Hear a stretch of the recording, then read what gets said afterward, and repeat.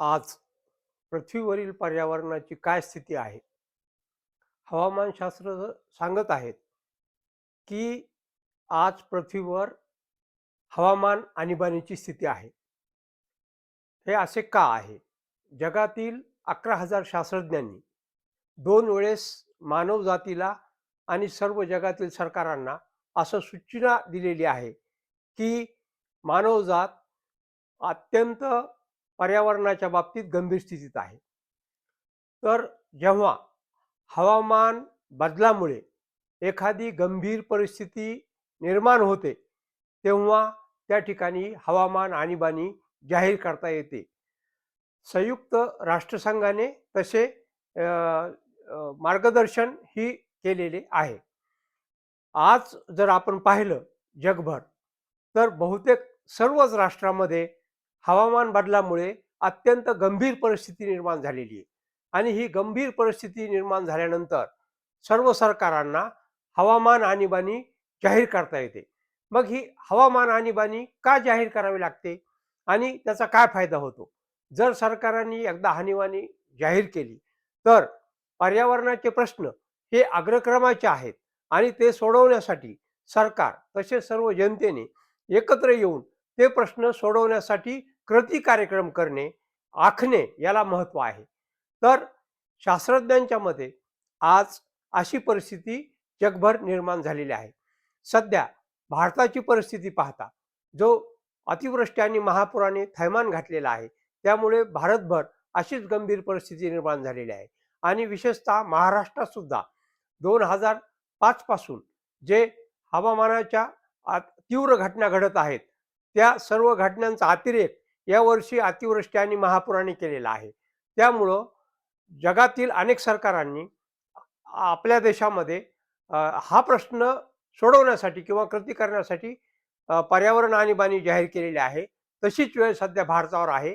म्हणून भारताच्या केंद्र शासनानं आणि महाराष्ट्राच्या राज्य शासनाने आपापल्या ठिकाणी पर्यावरणीय आणीबाणी लागू करून प्रत्यक्ष कृती योजना आखल्या पाहिजेत. तर ह्या काय असल्या पाहिजेत? तर त्याबद्दल आपण थोडक्यात विचार करू. नंबर 1, आज आपल्याला माहीत आहे, की सर्व नैसर्गिक आपत्ती ह्या ऊर्जेच्या अतिरेकी वापरामुळे निर्माण झालेल्या आहेत. म्हणून 2050 पर्यंत टप्प्याटप्प्याने जीवाश्म इंधन मुक्त जग करणे हे सर्व मानवजातीचं आणि सरकाराचं ध्येय आहे.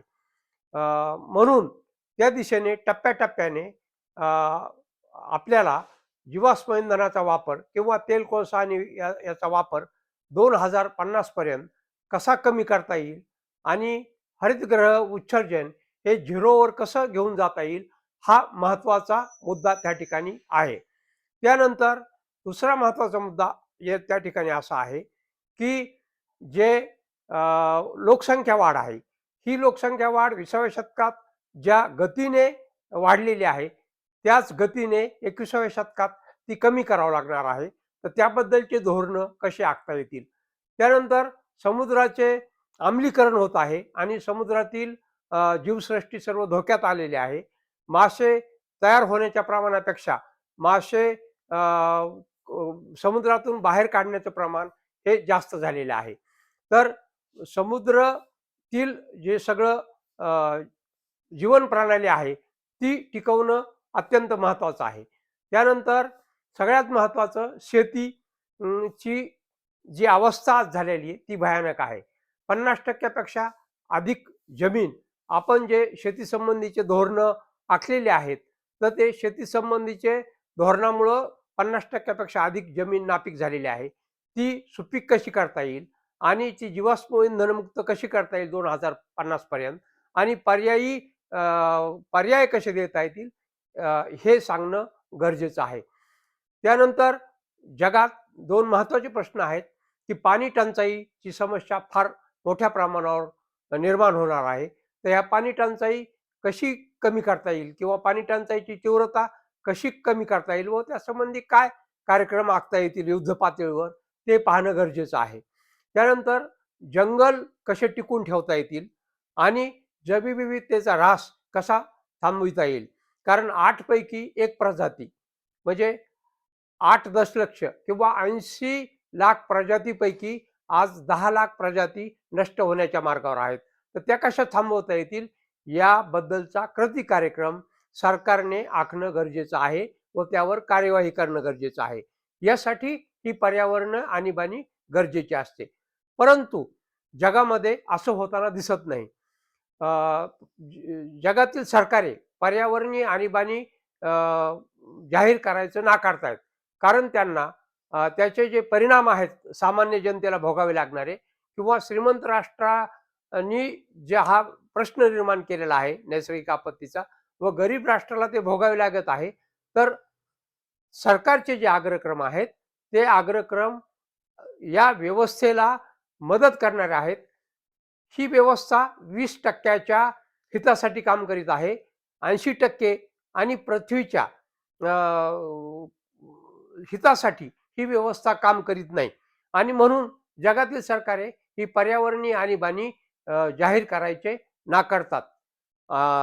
त्याचबरोबर आपल्याला असं दिसून येतं की ही जी आपत्ती वेगवेगळ्या निर्माण झालेल्या आहेत त्यात अजून काही महत्त्वाच्या गोष्टी आहेत की तांत्रिक उपाय शोधण्यापेक्षा हवामान बदलात स्थिरता ठेवण्यासाठी नैसर्गिक पर्याय त्यासाठी शोधून काढणं गरजेचं आहे आणि त्यामध्ये सरकारचं अत्यंत दुर्लक्ष आहे.